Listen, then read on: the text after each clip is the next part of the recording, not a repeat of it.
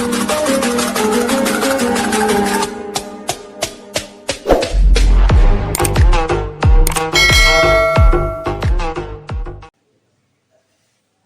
है पदार्थ या द्रव्य। पदार्थ कह लो या द्रव्य कह लो, एक ही। अब पदार्थ वो है जो स्थान घेरते तथा जिनमें द्रव्यमान होता है। द्रव्यमान, अगर आपको बताना पड़े कि पदार्थ या द्रव्य क्या है तो कहना कि वे वस्तुएं जो स्थान घेरती हैं तथा जिनमें द्रव्यमान होता है, पदार्थ या द्रव्य। अब स्थान घेरने के बाद तो ये मार्कर स्थान घेर रहा है ना, इतना स्पेस है, इसे मान लीजिए मैं अपने जेब में डालूं, फिर एक और मार्कर डालूं, फिर एक और मार्कर डालूं। एक टाइम ऐसा आएगा कि मेरा जेब पूरी तरह से भर चुका होगा और उसमें अब एक भी मार्कर नहीं जाएगा। तो अंतिम वाला मार्कर जिसे मैं अपनी जेब में डालने का प्रयास कर रहा हूँ वो क्यों नहीं जा रहा? क्योंकि वो स्थान घेर रहा है और उसके लिए स्थान बचा ही नहीं है। जैसे जल, आप ग्लास को पूरी तरीके से भर लीजिए पानी से और उसके बाद आप सोचिए कि थोड़ा सा और पानी डाल दूं उसमें जाएगा, वो नहीं जाएगा। क्यों? क्योंकि पानी स्थान घेरता है। हवा, गुब्बारे में आप हवा भर चुके हैं और गुब्बारा अपनी क्षमता तक उभर चुका है। अब आप सोचोगे थोड़ी सी और हवा भर दे तो नहीं जाएगा, भर जाएगा तो गुब्बारा, क्योंकि हवा भी स्थान घेरती है। कुर्सी स्थान घेरती है, पंखा स्थान घेरता है, आपकी कॉपी किताब स्थान घेरता है। आप अपने बैग में एक लिमिट तक ही कॉपी और किताबों को भर सकते हैं, उसके बाद आपको जगह ही नहीं मिलेगी उसमें रखने। तो ये सब स्थान घेरते हैं। और द्रव्य मतलब द्रव्यमान, मतलब उसमें द्रव्यमान है नहीं, यानी वो वस्तुएं भारी है या नहीं है, उनका कुछ भार है या नहीं। जैसे मार्कर का भार तो है कुछ ना कुछ, आपकी एक किताब का भार तो है, कुर्सी का भार है। आपको क्या लग रहा है वायु का भार नहीं है? तो वायु किससे बना है? गैसों से, है ना, नाइट्रोजन, ऑक्सीजन, कार्बन डाइऑक्साइड, सारी गैसें हैं।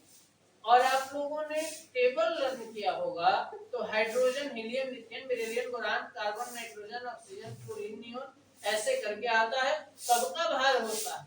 अब सारणी कुछ ही टाइम में आपको समझ में आएगा, आगे आने वाली क्लासों में तो उसमें बताया जाएगा कि हाइड्रोजन कितना भारी है। सब में भार है, हाइड्रोजन में भी भार है, ऑक्सीजन में भी भार है, कार्बन डाइऑक्साइड में भी भार है। तो ये जो वातावरण यानी वायु है, ये गैसों का मिश्रण है। तो सभी गैसों में भार है, तो पूरी वायु भी भारी है, उसमें भी भार है। हाँ, इतना कम है कि आपको महसूस नहीं होगा, लेकिन वैज्ञानिक विधियों से अगर आप मापोगे तो आपको पता चल जाएगा कि वो कितनी भारी है। तो वायु में भी भार, द्रव्यमान होता है। द्रव्यमान भार अलग अलग चीज है, लेकिन उस विषय पे अभी बात नहीं करेंगे। फिजिक्स में बात करेंगे कि द्रव्यमान क्या होता है, भार क्या होता है। लेकिन इस क्लास में अभी आपको ये समझ के चलना है कि द्रव्यमान है तो उसमें भार है।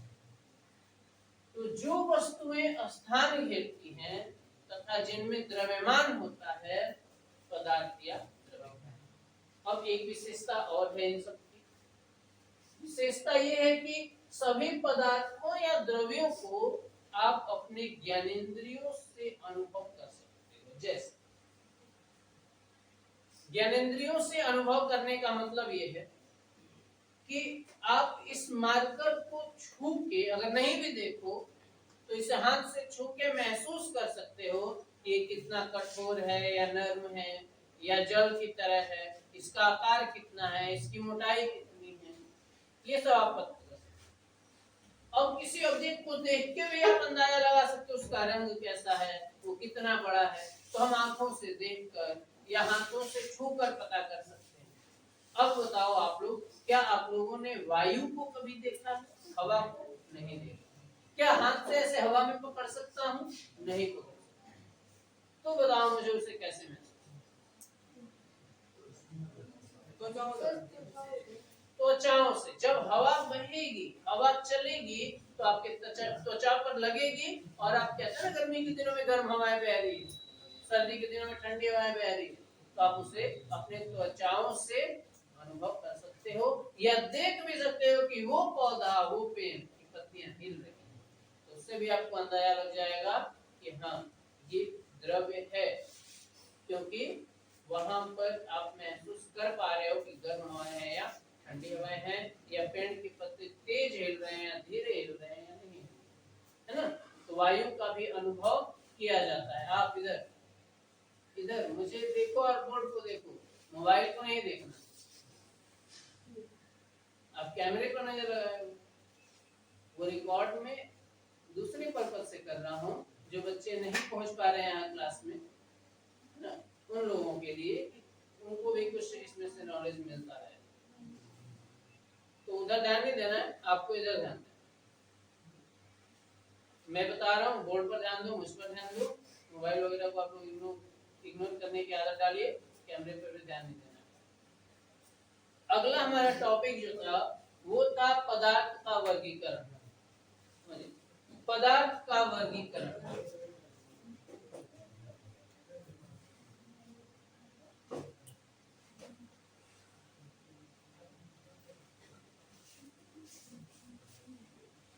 पदार्थ को बांटा गया है। मैं स्टार्ट से बता रहा हूँ ना आपको, स्टार्ट से मैंने ये किया है चैप्टर शुरू। तो पदार्थ का वर्गीकरण सबसे पहली बार किया गया। हाँ, पदार्थ का वर्गीकरण सबसे पहली बार भारत के ही दार्शनिक महर्षि कणाद ने किया।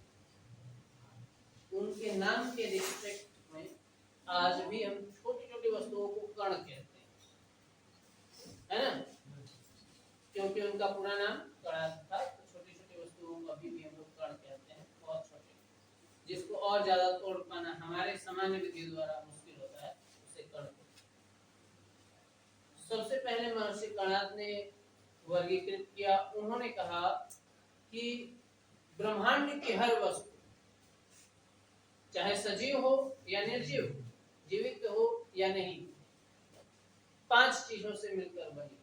और उन पांचों को उन्होंने पंचतत्व कहा कि इन्हीं पंच तत्वों से मिलकर पूरा का पूरा ब्रह्मांड बना हुआ है। अब जैसे उन्होंने वायु को कहा, जल को कहा, अग्नि को कहा, पृथ्वी को, और बताइए आकाश। मात्राएं तो मेरी गलत होंगी, उस पर आप लोग ध्यान नहीं देंगे। कौन सा स लिखना है नहीं पता रहता है। कॉन्सेप्ट आपको बताएंगे, नियम फॉर्मूला सब कुछ सही सही कंप्लीट कराएंगे, लेकिन मात्राएं आप मुझे पढ़ाना, बाकी सब मैं आपको पढ़ा रहा हूँ। ठीक है, वायु, जल, अग्नि, पृथ्वी, आकाश, 5 है। इन पांचों से ही पूरे ब्रह्मांड का निर्माण हुआ है। ये महर्षि कणाद ने पहली बार सोचा कि जो वस्तुएं बनी हुई हैं वो वस्तुएं किस चीज से मिलकर बनी हुई हैं, चलो उनको वर्गीकृत करते हैं, यानी उनको बांटते हैं। पहली बार उन्होंने सोचा और वर्गीकरण किया पदार्थ, इन पांचों से मिलकर। उन्होंने कहा कि हर एक पदार्थ का एक बहुत छोटा से छोटा कण है, यानी कोई भी पदार्थ बहुत छोटे छोटे कणों से मिलते मिलते मिलते मिलते बड़े हो गए, और वो जो छोटा सबसे छोटा कण है उसी को इन्होंने कण नाम दिया। यानी जब से छोटा पदार्थ है, जो सबसे छोटा भाग है, उसको इन्होंने कण कहा कि ये एक ऐसा कण है जिसको और छोटा कर पाना, और ज्यादा तोड़ देना असंभव, ये और नहीं टूटेगा, उन्होंने कण कहा। अब आज की डेट में हम उसे परमाणु कह ले, या अणु तो विभाज्य है, अणुओं को तोड़ा जाता है, तो आज के डेट में उसे भले हम लोग परमाणु कहने लगे हैं।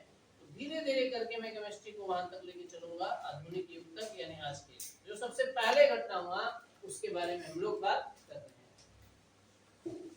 उन्होंने कहा कि सबसे छोटा पदार्थ जिससे मिलके ये बड़ा पदार्थ बन गया है उसे हम लोग कण कहेंगे।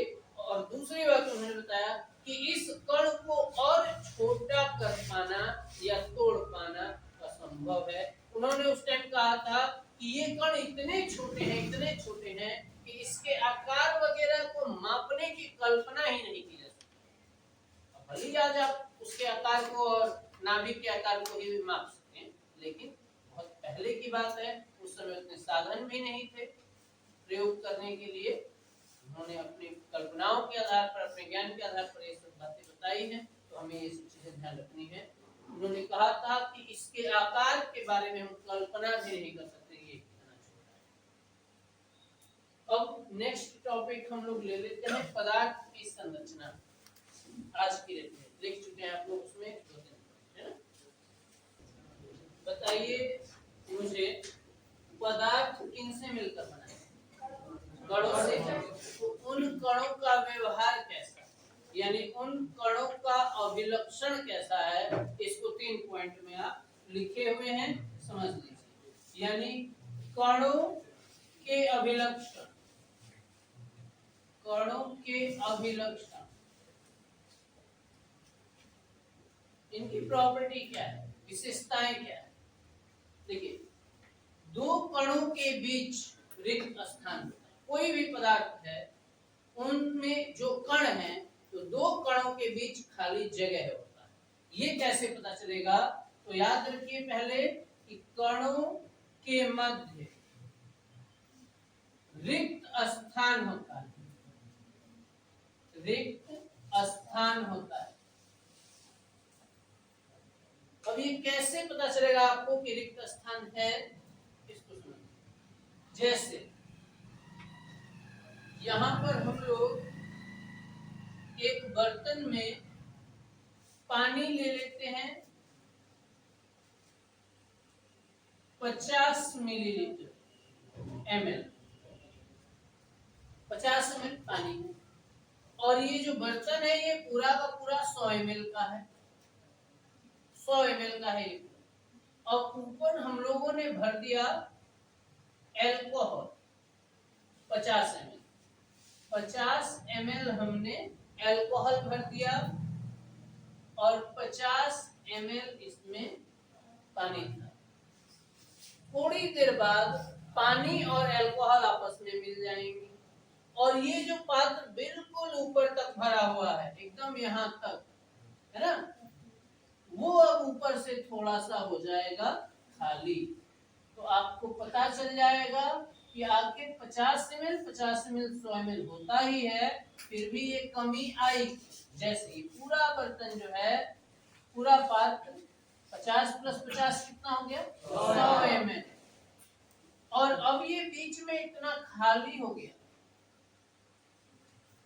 बीच में नहीं, ऊपर। यहाँ ये इतना खाली क्यों हुआ? क्योंकि जल के 2 कणों के बीच जो खाली स्थान था उसमें एल्कोहल जाके फिट हो गया। तो एक दूसरे के बीच में यानी रिक्त स्थानों को ये भरने लग गए, जितना भर सकते हैं उतना भरने लग गए, और ऊपर का स्थान रह गया खाली। इससे पता चल रहा है कि कणों के मध्य रिक्त स्थान होता है। दूसरा हमारा टॉपिक है कि पदार्थ के कण निरंतर गतिशील होते हैं, निरंतर गति करते रहते हैं। अब ये आपको अगर पता करना है तो इसमें एक लाइकोपोडियम चूर्ण है, और लाइकोपोडियम चूर्ण को जल की बूंद के ऊपर थोड़ा सा गिराना है। अगर लाइकोपोडियम चूर्ण के बारे में नहीं जानते हैं तो क्लास में बने रहिए, लास्ट कुछ दिनों में आपको सब कुछ बताया जाएगा, धीरे धीरे करके। एक दिन में कितना कुछ समझाया जाएगा। आपको करना यह है कि शीशे की एक प्लेट लेनी है, और उसमें पानी की थोड़ी सी मात्रा 1-2 बूंद लाइकोपोडियम चूर्ण डालना है। अगर लाइकोपोडियम नहीं है तो उसका भी मैं विकल्प आपको बताऊंगा। जब वो चूर्ण डालोगे तो ध्यान से देखोगे कि वो पाउडर, चूर्ण मतलब पाउडर जो है वो उस जल पर इधर उधर भाग रहे हैं। इससे पता चल जाएगा कि कण गतिशील है, यानी वो जो जल के कण हैं वो गतिशील है, वही कण उस पाउडर को लेके इधर उधर भाग रहे हैं। दूसरी बात, आप जल की बूंद पर थोड़ा सा आधे आधी बूंद से भी कम तेल डाल देना, ऑयल, कोई भी ऑयल, जैसे सरसों का ऑयल हो सकता है ना। और उसको भी ध्यान से देखोगे तो वो भी भगेगा इधर। आप एक काम करना, साबुन का बहुत छोटा टुकड़ा लेना, बहुत छोटा टुकड़ा, और पानी ले लेना एक प्लेट में, उस छोटे टुकड़े को पूरे पानी, प्लेट को भर लेना पानी से, उसमें डाल देना और देखना वो साबुन का टुकड़ा भगने लगेगा, है ना, वो साबुन का टुकड़ा भगने लगेगा। ठीक उसी तरीके से गति करते हैं ये पदार्थों के कण। पदार्थों के कण गतिशील रहते हैं, निरंतर गति करते रहते हैं, और जिस वेग से ये गति करते हैं उसे आणविक वेग कहा जाता है। हमारा अगला टॉपिक था पदार्थ के कण। अगला टॉपिक है पदार्थ के कण एक दूसरे को आकर्षित करते हैं। तो आकर्षित करने का क्या मतलब? एक दूसरे से बंधे रहना, नहीं तो प्रयोग, जैसे गैस हो, गैस के कणों के बीच आकर्षण बल इतना कम होता है कि एक जब्बी में परफ्यूम आप बंद रखिए, ढक्कन खोलिए, देखिए पूरे कमरे में वो फैल जाएगा। तो दोनों कणों के बीच आकर्षण बल है, लेकिन एकदम नगण्य के बराबर, ना के बराबर, इसलिए वो दूर दूर हो जाता है। जबकि पानी, आप पानी को एक ग्लास में रखे हो, कहाँ उड़ रहा है? वाष्पीकरण तो एक प्राकृतिक प्रक्रिया है, वो तो होगा ही होगा, लेकिन इसका मतलब ये तो नहीं है कि पानी अचानक से गायब हो जा रहा है, उड़ जा रहा है पूरा। तो वो क्यों नहीं उड़ रहा है? क्योंकि पानी का एक कण, यानी द्रव का एक कण दूसरे कण से बंधा हुआ है आकर्षण बल से, और इस बल को कहते हैं ससंजक बल। जब पानी का एक कण पानी के ही दूसरे कण से बंधा है तो ससंजक। अच्छा, पानी को किस में रखा है आपने? शीशे की ग्लास में। और शीशे की ग्लास एंड शीशा और पानी के बीच जो बल लगता है वो हो जाता है असंजक। तो अगली क्लास में मैं आपको ससंजक और असंजक डिटेल में बताऊंगा। आज के लिए इतना ही रहेगा।